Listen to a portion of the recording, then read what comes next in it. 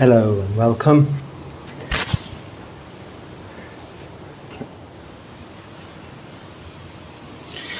Today I'm hoping to catch you between downpours. It is very much the rainy season here. It hasn't stopped raining since I last spoke to you. Not for long anyway. So monsoon starts here early. I've turned the camera around so you will see the rain, which hopefully will make the sound of the rain, which can be quite noisy, less distracting. And I will be able to maybe speak more closely to this. Less distracting, like seasickness. They say look at the sea. If you're on a large boat, go onto deck and look at the sea, and it has less of an effect. So maybe if you can see the rain pouring behind me, the sound will be less sickening. Dukkha, suffering. Actually, I was asked if I would be continuing this through the Vassa, and where will I be staying during the Vassa. This is the official monsoon season, 3 months from the full moon of July to the full moon of October.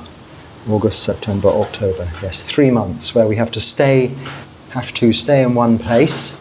So hopefully I will be staying here. I have to seek permission from my Sangha back in India.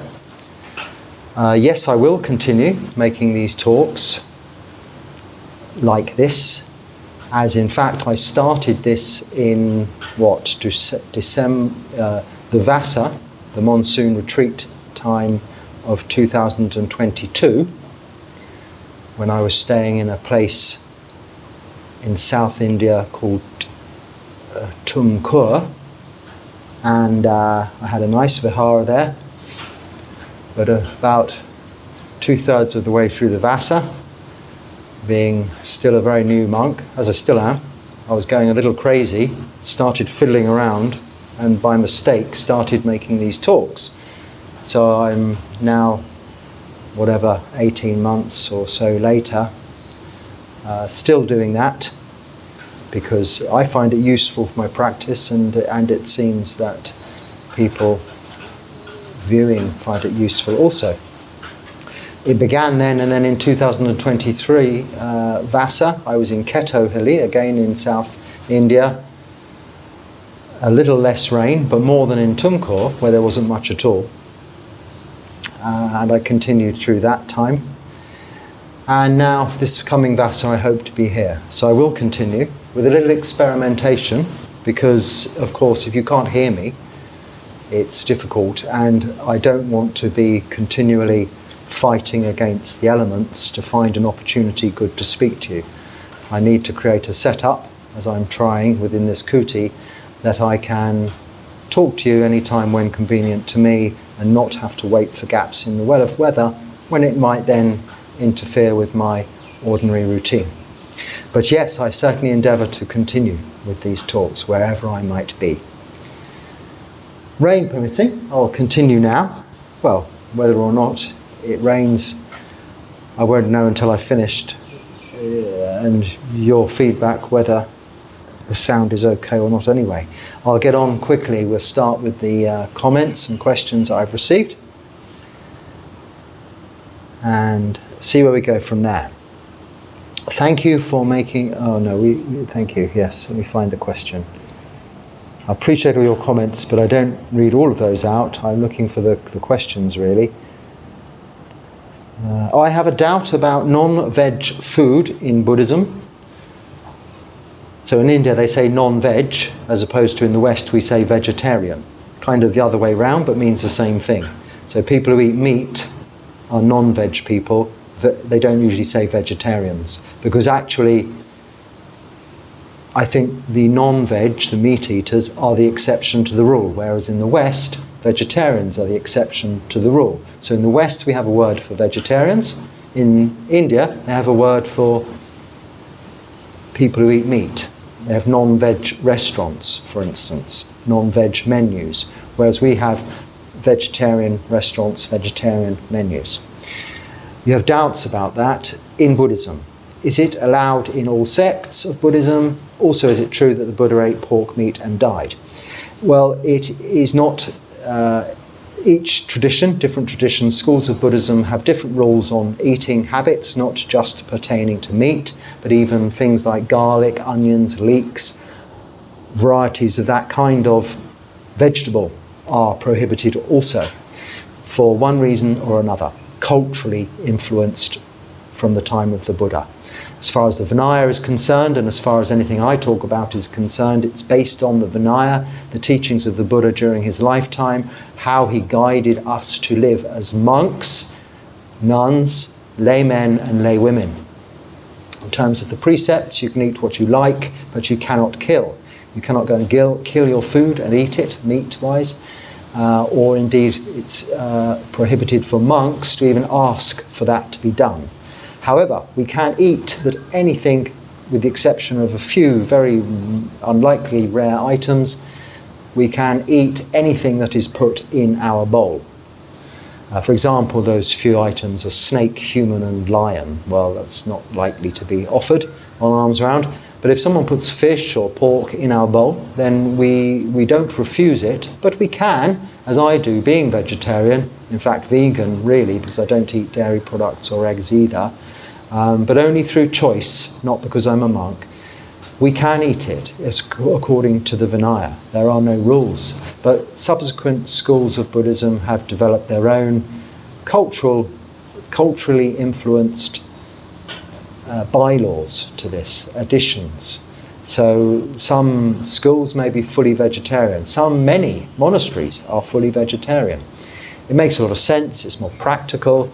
In terms of the story of the Buddha eating pork meat and dying, before his parinibbana in Kushinaga that we were thinking of last week in his Vesak time, his final death and parinibbana, he took his last supper, his last meal, which was offered by a local upasika, which was purported to be a meat dish. He felt it wasn't of very good quality, and not wishing his sangha to suffer, chose only to eat it himself and not share it, and he did die shortly afterwards. But of course he was he was near his death anyway, so it wasn't necessarily the eating of that particular meat that killed him, but he did prevent food poisoning getting to the rest of his sangha, which was the reasoning behind that. But from that we can understand that the Buddha would eat anything that is put in his bowl. We can also move the mic, maybe even hold it when the dog starts barking. I don't think it's so bad now that I have the mic turned on this time. Anyway, that's really enough about the vegetarian question that comes up time and time again. You can eat what you like as a layperson. If you have doubts about non-veg, so eating meat, just don't eat meat. It's up to you, isn't it? But you certainly can't kill, that's the precept. Okay, this is now onto the sort of precepts, this comment, this question. I'll read it exactly as it's written, because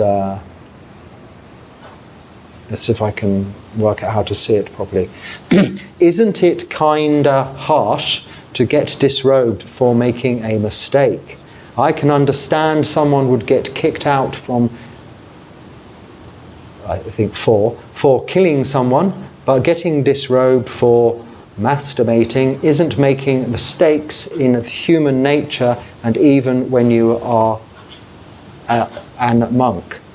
So excuse maybe the translation's a bit iffy there, but I think we get the gist of it. Okay, so I wouldn't have said that particularly. However, what one must remember here is this is a little out of context. To become ordained as a monk requires a considerable length of time and training, of a minimum really of 2 to 3 years. 3 years. Now you will hear of these instant ordinations going on for temporary ordination. Well, that was with a different view, that one will have a 14 days, 30 days, 3 months, or even a year. So whatever one is renouncing, giving up, is just for that period of time. But when one is considering ordaining for an indefinite period, I intended fully, I didn't wish to ordain until I had decided personally, because it isn't a requirement, that I would be ordaining for life. That was my choice, and it's a lot of monks from the West's choice. Temporary ordination is more something taken upon people, taken upon oneself in the Eastern countries where they're surrounded by Buddhism and want to immerse themselves in monastic life for a brief period, because they do have the opportunity to do so relatively easily. So they can become monks for a little while and then they go back to ordinary life. That's of course a lot more difficult for someone living in a non-Buddhist country far away. But when you want to become a monk, it's going to take a long time, and part of the training is to assist the novice monk with giving things up, giving stuff up associated with worldly life. Anything from television to listening to music, in fact all that is in the 8 precepts. So your 5 precepts: no killing, stealing, sexual misconduct, lying or taking of intoxicants. The 3rd, no sexual misconduct, with 8 precepts when living in a monastery, changes to celibacy. Whilst you're living in a monastery, if you become ordained as a novice monk, then you become celibate. Even as an anagarika living in the monastery full time, you take on the 8 precepts or 10 precepts, and this 3rd rule becomes one of celibacy.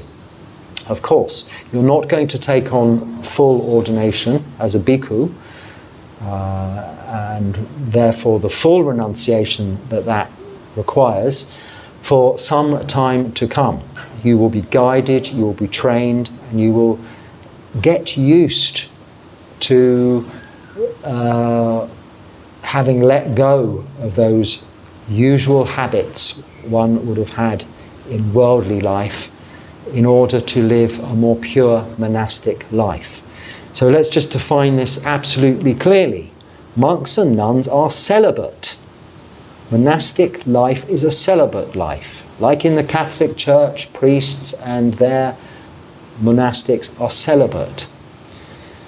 Lay people can do what they like, as long as it is between consensual adults to one another's mutual benefit, happiness, etc. But as far as becoming a monk or a nun is concerned, you are taking that vow. You can call it a vow of celibacy. It is the 3rd precept. So if you break that rule by mistake, well, you cannot break that rule by mistake. All of the sila, there are certain things you can accidentally tread on an ant, and that is killing. This would not mean you're disrobed. But you can't accidentally go and have sexual intercourse with someone. That's not going to happen. As far as other intentional acts of a sexual nature are concerned, intentional acts of a sexual nature are concerned, they are as a bhikkhu would mean you would no longer be, you would have to disrobe. Now there are various standards of this disrobing. We don't need to go into the whole patimokkha. It isn't really relevant for lay people to fully understand the nature of discipline behind acts of parijika, which are really, if a monk, a bhikkhu, a fully ordained bhikkhu, breaks any of those 4 of the 5 precepts. So if he kills a human being, it's actually does refer to humans as parijika offence. If they steal something of value, if they have sexual intercourse, or if they create a schism in the sangha, so cause a disruption. No, sorry, that comes under a sangha the next standard of rules. The 4th of the parijika is if you say you are attained in a way that you are not. So if you declare you are a sotapanna, a satanagami, an anagami or an arahant, and you are not, then you are immediately disrobed. If you have sex, you're immediately disrobed. If you steal something of value, you're immediately disrobed. If you kill a human being, you're immediately disrobed. You're disrobing yourself by those very acts, and you cannot be ordained again in that lifetime. All of the other acts, or in relation to that, are then coming under the next category of offences, which go before the Sangha, are discussed by the Sangha. A suitable punishment as set out in the Vinaya is given as discipline to the offending monk or nun, and they may be disrobed, they may have to revert to being a novice for a while or even permanently, but that is really a Sangha, a matter of Sangha business, a Sangha issue. So what you're equating there something like masturbation with killing. Well, it is not really quite an equal offence, but a monk is celibate. That's what you must remember, and not make light of that. There needs to be differentiation between monastic life and lay life. Otherwise, where would we be? There would not be the fourfold assembly of upasakas, upasikas, bhikkhus and bhikkhunis, monks, nuns, laymen, lay women. We wouldn't have even the triple gem if there wasn't a truly defined Sangha, as in the monastic Sangha, the lineage from the time of the Buddha, that is conveying the Dharma. So we have the Buddha, the Dharma, the Sangha of that nature. So it's very important to have that definition and to understand that if you wish to ordain, this is part of the sacrifices you make. Like, you will no longer go to the movies, you will no longer eat in the afternoon, you will not listen to music, you won't watch the TV, you will not have any form of sexual activity going on in your life.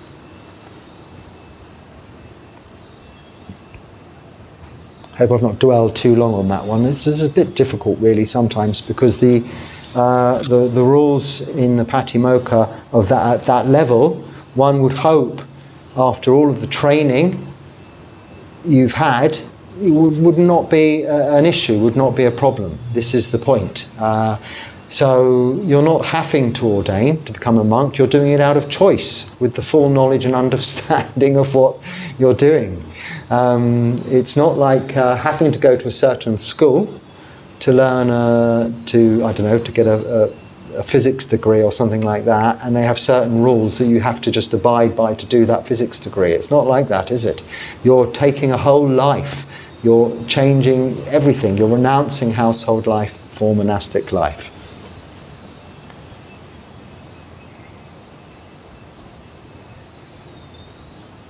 Okay.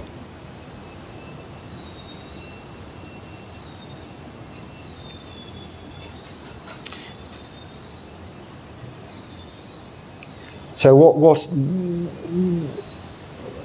I would like to ask, what enlightenment really is. We've practiced in different forms of Buddhism, they all have their own explanation, and this and that and the other. Right, okay, well, I meant to ask you, how are you getting on with the kilesa, the kilesas of lobha, dosa, moha, greed, hatred and delusion, our defilements, since my last talk? Have you been watching your mind, seeing how these arise, just quite naturally, nothing dramatic, but we have built in greed, hatred and delusion. Your question is, what is enlightenment? You have eradicated those kilesas of greed, hatred and delusion. There is no more desire or tanha, craving, thirst for sensual stimulation of any kind, like seeing, hearing, smelling, tasting, touching, or even procrastination of thought, analytical thought even. There is insight and clarity into the truth of existence, impermanence, suffering, and not self. There is that wisdom, that only, but it is free from the defilements of greed, hatred and delusion, desire, that is. These fetters, ties, have been cut, severed, pulled out by the root, and you will no longer be reborn into samsara. You have extinguished the energy, fire of desire, momentum to be reborn into another life. It is the deathless. In that you attain to nibbana, which is indescribable in this form to our understanding, because it is just a pure conscious awareness free from bodily feelings, mental thought, or mental emotions. It is peace, tranquility. It is the ultimate gain and goal of this practice. In Theravada Buddhism, we have the 7 factors of enlightenment. Can I remember them all now?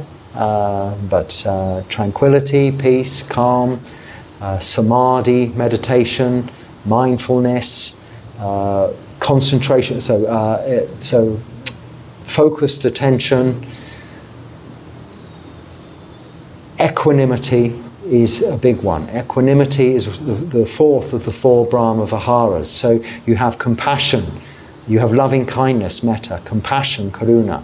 You have mudita, joy for others, so the opposite of jealousy. And then equanimity. Now these are all factors of enlightenment in Theravada Buddhism.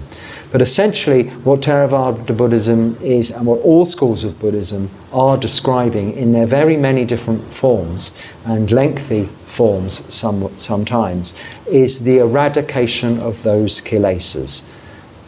Getting rid of those defilements of greed, hatred and delusion. When you no longer have any greed or any hatred, and you are no longer deluded, you have full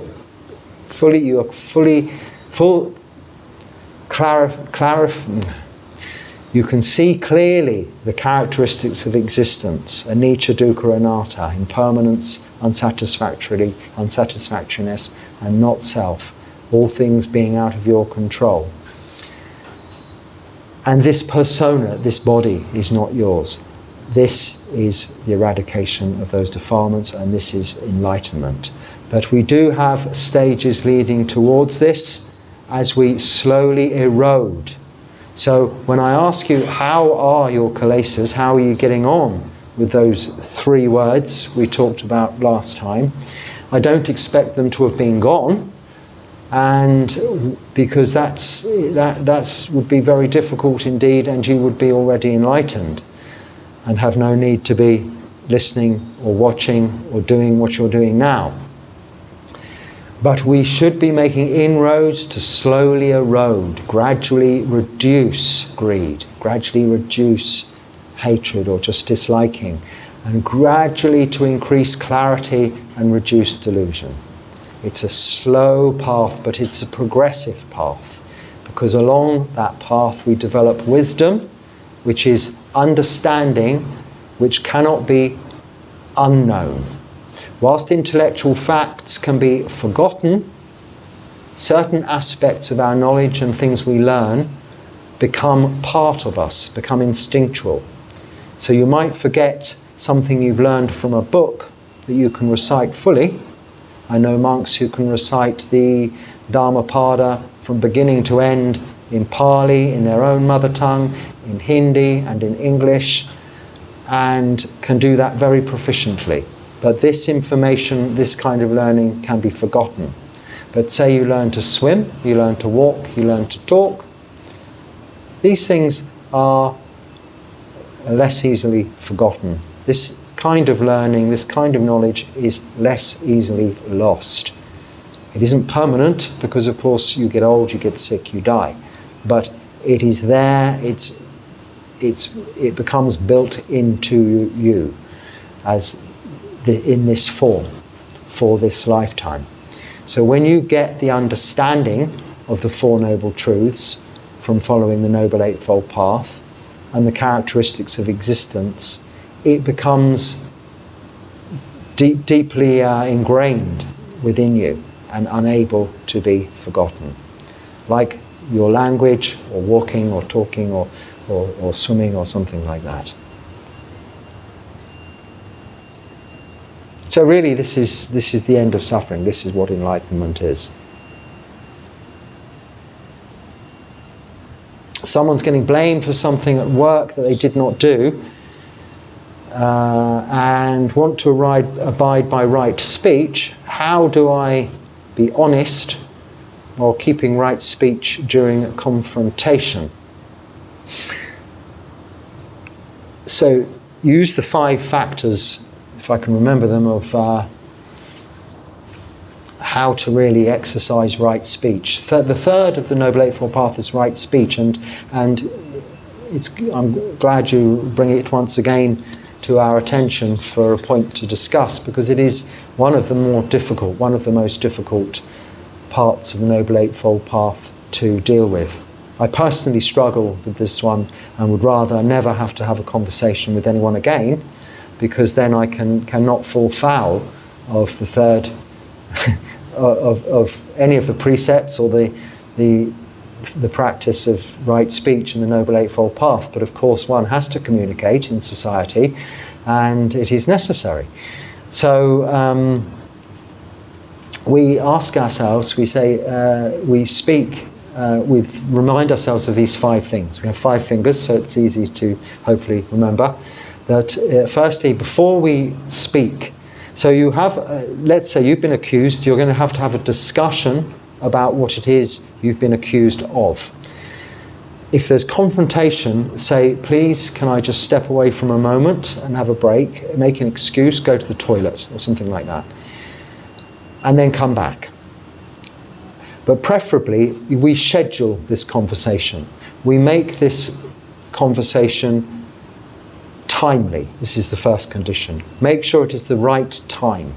So often people come to me and ask me something that requires, it's usually of a practical nature, and they'll ask me this first thing in the morning after a pindapata or alms round, just before I've eaten. So I haven't eaten for 24 hours. I've just walked literally miles to get that food, and the last thing I want to do is think about stuff, plan stuff, and have a conversation. So that time I have to say, please, would you mind if we speak about this later? Because I know that those conditions are not supportive of me maintaining right speech. So one makes it timely and says, maybe you could come to speak to me after the mealtime, or this afternoon, or on another occasion. And that is how we make this timely. Secondly, you need to be coming from a place of absolute truthfulness, so have all the facts. If you absolutely haven't done this thing, the likelihood is you have some evidence either that you did not do it or that someone else did do it. This doesn't mean you accuse that someone else of doing it, but you can draw the accuser's attention towards that direction. You can point them in that direction. You could say, actually, it wasn't me, but you may find if you went to this department or you were to make further inquiries, you'd soon find out how it was someone else. And then let them investigate. But as long as you're coming from a place of truthfulness, then this is the second condition of right speech. If you maintain all these 5 conditions, you cannot go wrong. So bear with me. The third is you speak kindly, softly, nicely, respectfully where needed to be, using the correct salutations and intonation and tone. One of the greatest difficulties I've always had, both in lay life and even now, is tone. My tone is quite off. Not so much in this kind of situation, because although it isn't rehearsed, I've plenty of time to speak, and I'm able to be mindful, because it's a one-way conversation, of what I'm saying and how I'm saying it. But when we are reacting in a conversation, our tone, our body language can very often let us down. So this we must bring a lot of attention to. So thirdly, I think I said yes, tone. So timely, truthfulness, tone.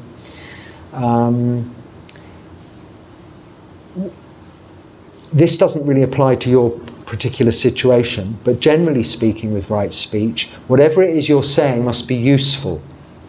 So whomever is giving you admonishment, telling you off at work for having done something wrong, they believe it will be useful to your betterment, to your the furthering of your career, or they're finding it useful to themselves maybe, to get as an excuse to get rid of you. Whatever it may be, the conversation, the talk should be useful.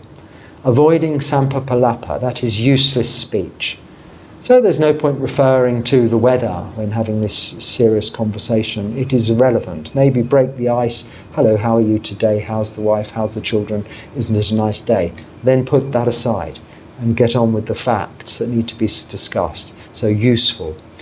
And then finally, we say as the fifth, when again, not relating exactly to your situation, but to speech in general, it should always come from a place of that you are practicing what you preach. So if you're advising someone, if you're giving someone admonishment, it should be coming from a place of truthfulness also, in that's how you practice. So the person accusing you of doing something wrong must only be doing that if they never do that, make that mistake themselves. Or even if they do, they openly say, look, I know I did this wrong, and I fully accept that that was wrong, but that doesn't mean you should also do it wrong, as long as they openly declare their mistake. But if they hide it and say you should never do that, it's totally wrong, yet they're doing it all of the time, then that is the fifth rule one should never break. Just those 5 simple rules of truthfulness, kind speaking, usefulness,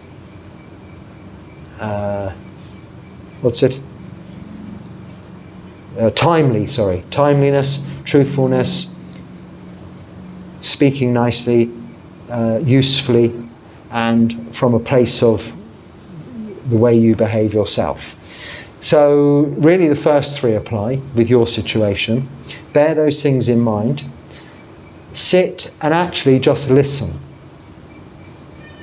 And then you can do something a little bit different, which might be difficult at first, but actually thank the person for bringing it to your attention.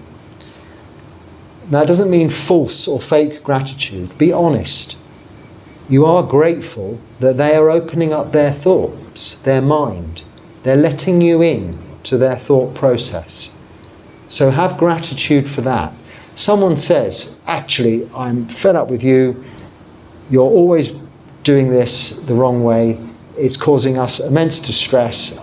This is your final warning. Now, if you haven't done that thing, I can understand your reaction would be, no, I didn't do any such thing at all. You're absolutely wrong.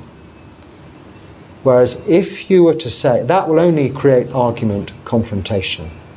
Whereas if you are to say, well, thank you, boss, thank you, sir, or thank you, whomever, for bringing that to my attention. I really appreciate you telling me that that is how you see it, and that is how you feel. Now, let's see how we can mutually come to an arrangement, an agreement, as to how we can go forward with this, so that you're not disturbed by my behaviour ever again in the future. So you give gratitude and you offer and show subordination without admitting anything, but actually putting all of the power in their hands to really look and see, is what they're accusing you of actually factual? Without even knowing it, they will then have to see if it's those 5 conditions. If it's the right time, but if it's truth, if they're behaving that way, and if it's useful to everybody for them to have this discussion with you. Now, if they're just picking on you, generally speaking, because they're trying to get rid of you, this can happen, I know, in the workplace, then one has to just, to some extent, use that same basis of gratitude and subordination and accept that this is their view. You know it's wrong view, but that is their problem. Have compassion for them for having wrong view. Again, don't let anger, don't let resentment, don't let self-righteous indignation come in the way between you and peace, between you and tranquility, calmness, between you and the four Brahma Viharas of metta, karuna, loving kindness, compassion, mudita, joy for others, and equanimity here. Remain equanimous. So this is why we walk away from confrontation, arrange mutually to return to the conversation more prepared, more settled, and relaxed to listen, to accept what you hear and ask how they wish you to make amends, what they want you to do. Then whatever it is, within reason, you can go away and you can try it. This is how we deal with those situations.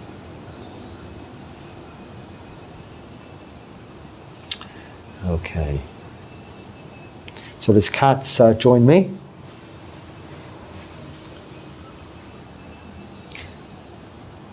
So I've skipped through a few there because they're very long.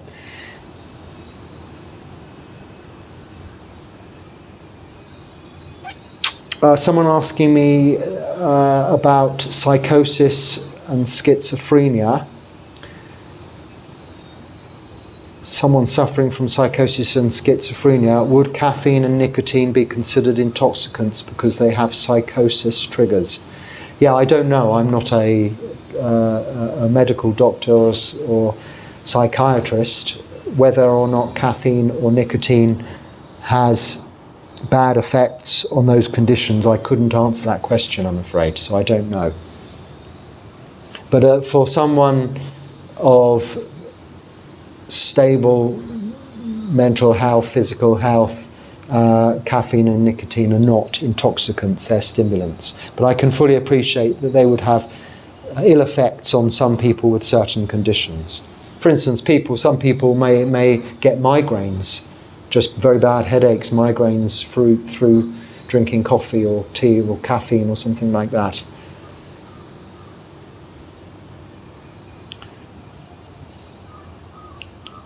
Someone made a comment there, no saint ever read the Bible. Well, no, because I think you have to be dead to be canonized.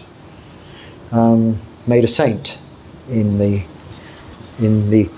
Christian faith, which is where the sainthoods are generally given out. So they wouldn't have read the Bible.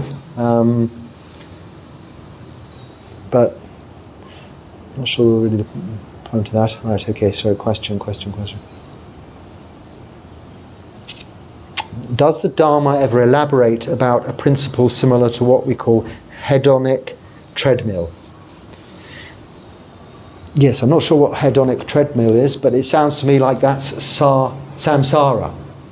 Samsara being like our ordinary worldly existence, whereby we're striving to get better and better, but it seems like we're running around in a hamster wheel or on a treadmill, not running faster and faster and not getting anywhere, never escaping. And so yes, the Dharma is all about that. The term hedonic treadmill, I guess, is the eagerness, the thirst, as in tanha, craving, for continually wishing to gratify oneself through sensual desire, seeing, hearing, smelling, tasting, touching, entertainment, trying to gratify lust, lots of different foods and pleasures and activities. The term I'm familiar with back in my time was hedonistic idealism, something like that I heard, or a hedonistic idealist. Someone who's hedonistic. It's kind of heedless, rather than being mindful as to the true nature of existence, being that everything's unsatisfactory and impermanent, so what's the point in all of this chasing around on the hamster wheel, but to just heedlessly go into everything like a bull in a china shop, smashing everything out of your way just to try and get to the other side, trying to get what you want, to satisfy your thirst, your craving, which is insatiable, and it gets you nowhere. So yes, this is the Dharma. It's not just exclusive to whatever your term came from.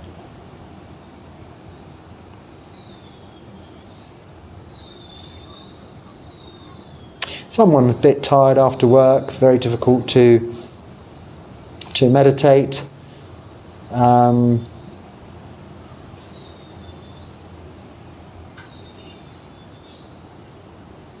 Oh, sorry, I missed the start. Should I have some ritual to forgive myself and others to get better at meditation?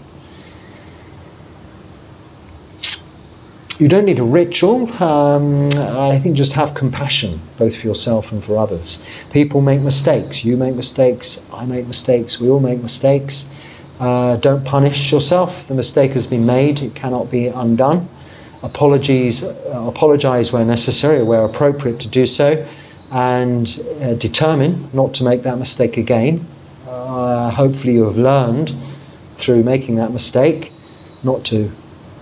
from the results of making that mistake, not to make that mistake again, whatever actions caused it, and have compassion.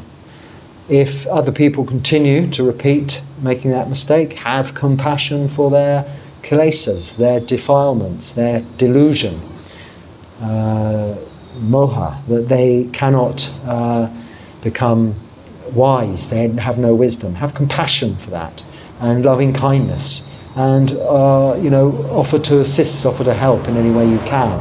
Even just living a good example can help others. Well, not even just, certainly just living by way of example can help others. This is a wonderful way of demonstrating practically and using compassion by rectifying your own mistakes and not making mistakes yourself, showing the way for others.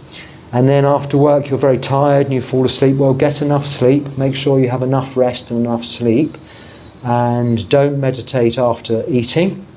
If you are always dozing off during meditation, remember it is one of the hindrances. It's the third of the 5 hindrances in meditation. They call sloth and torpor. It's just laziness, lack of energy, dozing off. It's because you're not getting the fulfillment, the enjoyment out of your meditation. Review your overall practice. Make sure you're keeping sila. Make sure you are wide awake when you sit down to meditate, not already tired. And watch the breath with interest. If you have some other meditation object or practice you're doing, with interest. And if it's not enjoyable, maybe look elsewhere for something else. But the breath may be not something that seems enjoyable at first, but when one really does explore and appreciates mindfulness of the breath, anapanasati, you can really see the thirst-quenching qualities and refreshing properties of just breathing. And that alone will keep you very much wide awake. Exercises, just open your eyes for a minute. Bear in mind you're beginning the meditation all over again, or just stand up and practice some walking meditation. But you'll get through this. This hurdle will be overcome with practice. Just keep at it. As you progress and the results from meditation become more obvious to you and you can see the benefits, then this will give you motivation, and it is the motivation that will keep you more inspired and awake and able to meditate for long periods of time. Is it necessary for monks to shave their hair? Isn't the need for shaving an attachment? Buddha is depicted with hair. Well, in the time of the Buddha, everyone had hair, with the exception of convicts, whom they would shave the hair off by way of it being quite a devastating effect on people. You go to, especially for ladies, I'm not being sexist, but mainly you went up to any woman in your local area, in the local shopping mall or high street, and said, look, how do you feel about me shaving all your hair off? They'd be mortified. It is renunciation. It is giving up what you look like. We're identified much by our hair colour and the nature of our hair, curly, straight, long, short, or its style that can be, self-imposed. So it's a form of renunciation. And in terms of what the Buddha was doing with regards to shaving our heads, was also making it's humiliating people whom are having to have their hair shaven for medical reasons, say undertaking chemotherapy and their hair all falls out and they need to shave the rest off because otherwise it's all patchy, will more often than not wear wigs and such like because they feel humiliated and uncomfortable with the baldness. So it's helping assist getting us away from attachment to our looks. So it's far from being an attachment, shaving your head, maybe to some. I mean, there's always the exception to the rule, but it's really quite a trouble really to do. We in this tradition do it every Uposita, so every 15 days. And to be honest, if I could not bother doing it ever again, I'd be very happy, because there is no way I could become attached to it. It feels horrible when you first done it. You can often get a headache. I don't know why, your scalp tightens up or something. In this kind of weather, it's just doesn't feel good at all. It's much better when it's just growing back like this. The rules are you can grow it up to 2 finger lengths, widths like this in the Vinaya. So you see most depictions of the Buddha with hair, because monks in those days were using a very primitive form of razor and maybe shaving when they had the opportunity to, not necessarily every 15 days on the Uposita. So they would let their hair, and certainly if you go into the northern schools of Buddhism, into Nepal and the Himalayas and places like that, you see the monks have quite long hair, but it's only usually up to about 2 fingers width or breadth length. The Buddha's hair was naturally curly, which adds some weight to the fact that in Sri Lanka they believe he came from Sri Lanka, because in Sri Lanka they have naturally curly hair, a lot of the people, whereas Indian hair seems to be naturally straight. That aside, anyway, he had very tight curly hair, so it looked like he had perhaps more hair than he had, and he had this bump on his head, which could be seen as a bun or a ponytail, but it's not. It's just his bump on his head with the hair growing over it. But of course, this image of the Buddha, this depiction of the Buddha with hair, it's not necessarily what the Buddha looked like at all. It came from Greece. This was based on images they had previously of the Greek gods and such like, of magnificent physique and such like, and beautiful features. So we don't know what the Buddha looked like. He's not described in the Vinaya Pitaka. There are the marks of a Buddha described therein, but not his characteristic facial appearance or features as to how he would look. But we can imagine only how he would look, and that's how these depictions have come, from people's imagination. So I wouldn't have put too much emphasis on this appearance that we see. But it's a nice image that we've become used to. Also, as is the image they have in Christianity of Christ, this image comes from a Western, I guess, point of view, and he's a very white, he would have been quite dark skinned with dark hair, but he's portrayed with sort of white skin and light hair in many cases, which is of course quite incorrect. I could be wrong on that, I'm not sure. We don't know always what these people look like. No cameras, no selfies then.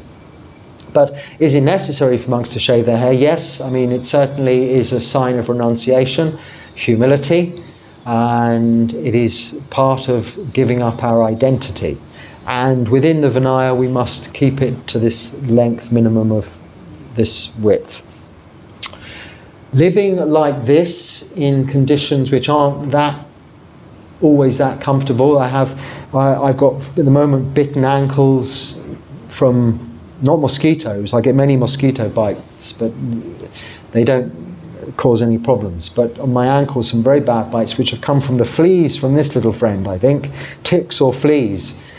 Where she sits like this on my ankles, she likes to do that. the fleas come and bite me, and those get infected. And very painful. I'm having some problems because, of course, it's always damp here.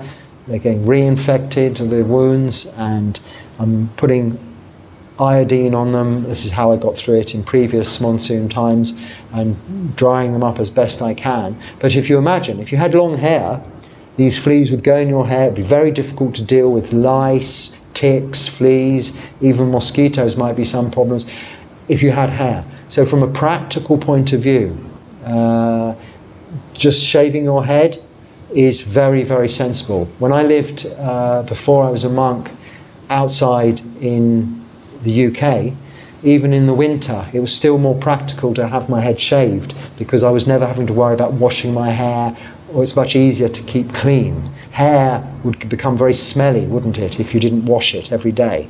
Whereas if you can only really have, what do we call it? Like a blanket bath form of wash, they call it in the hospitals, where you don't go to a full shower or bath, you can only wipe yourself down with a damp cloth or something like that. Then this is how sometimes in the conditions you live in you might need to keep clean. You can keep clean like that, but with hair it would be very impractical. So I think for that reason also the Buddha had in mind the practical issues through his own experience of having hair. So it's not necessarily symbolic or something certainly you would become attached to. I had kind of I had very long hair before this. At one point when I was living in South Africa, I had dreadlocks, which was another way round the infestations, because you get your hair so dirty that even the fleas don't want to venture in there. I have travel itch. I feel you're born with it, while some don't have it, to varying degrees. You've got to get the feeling of emptiness of travel as well. Yes, as well. It is just another craving. We've talked about my travelling, and I've travelled a lot, but it's been out of necessity, because of visas, because of going to different monasteries to really undertake this training, this practice. And I really did dive in at the deep end, immerse myself in this environment, because I am old. There's no getting around it. I'm too old. I was too old to ordain in my own country, because there they believe that you have too many, your kilesas are too ingrained.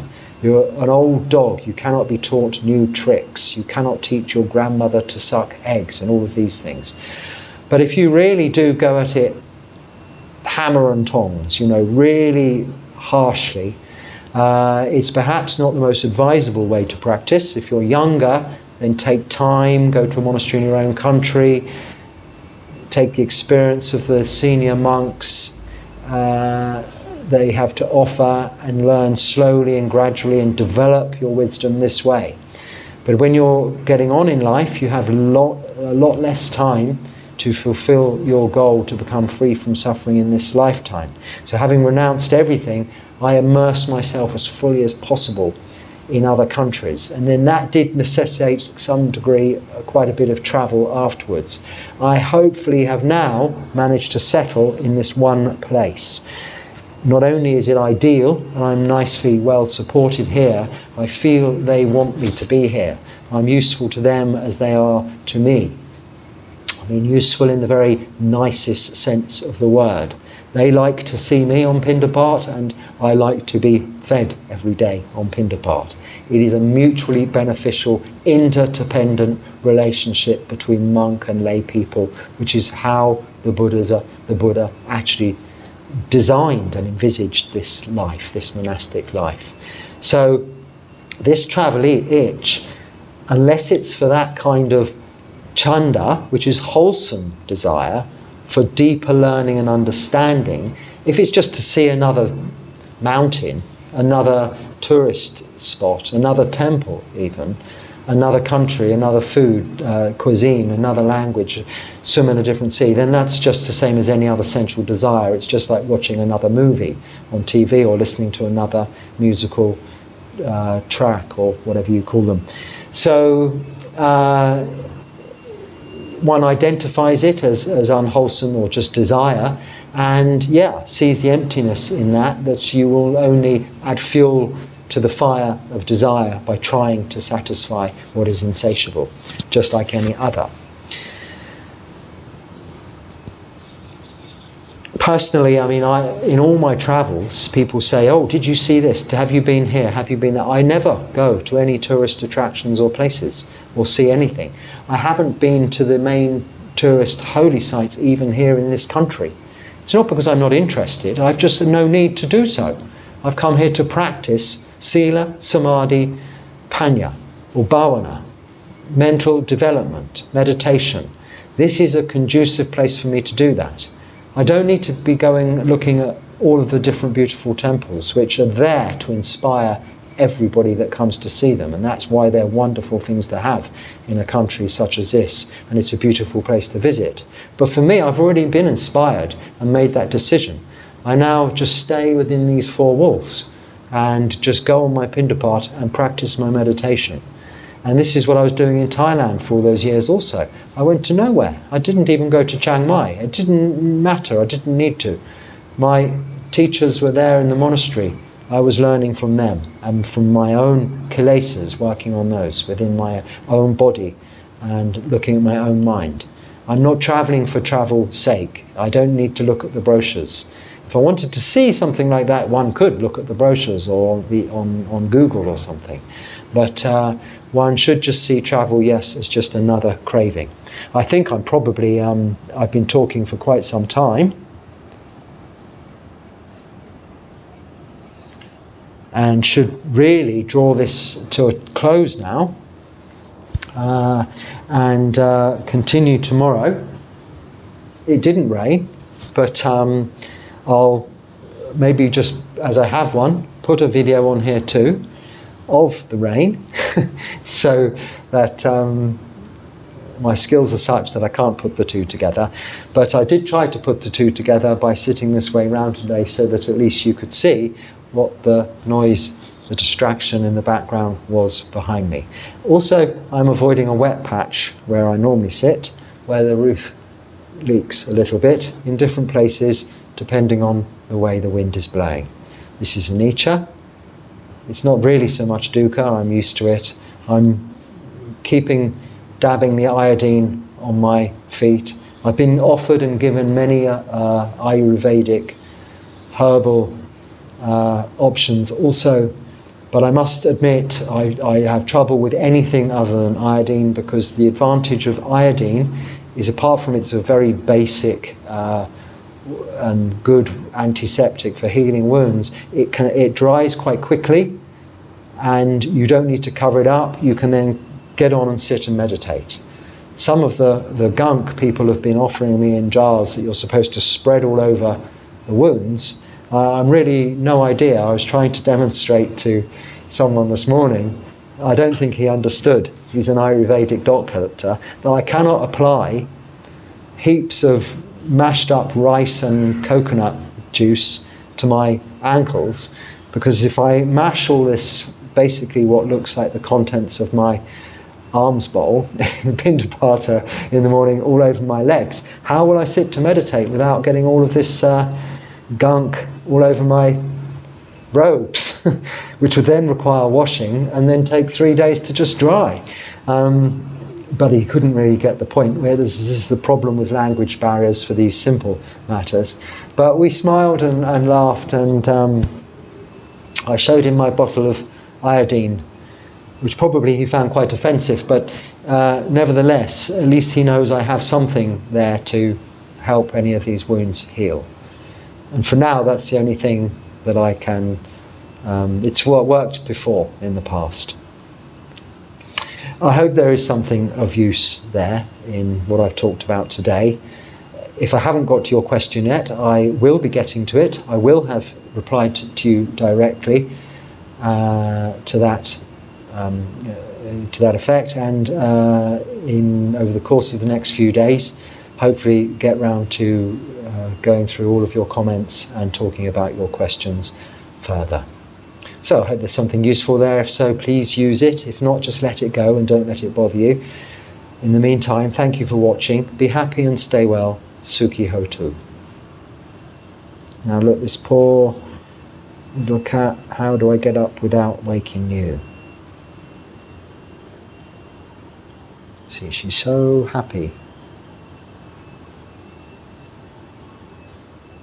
So happy with so little, yes? This is the life. It's also monastic life, contentment. The life we're sharing now, isn't it? I want to get you a name.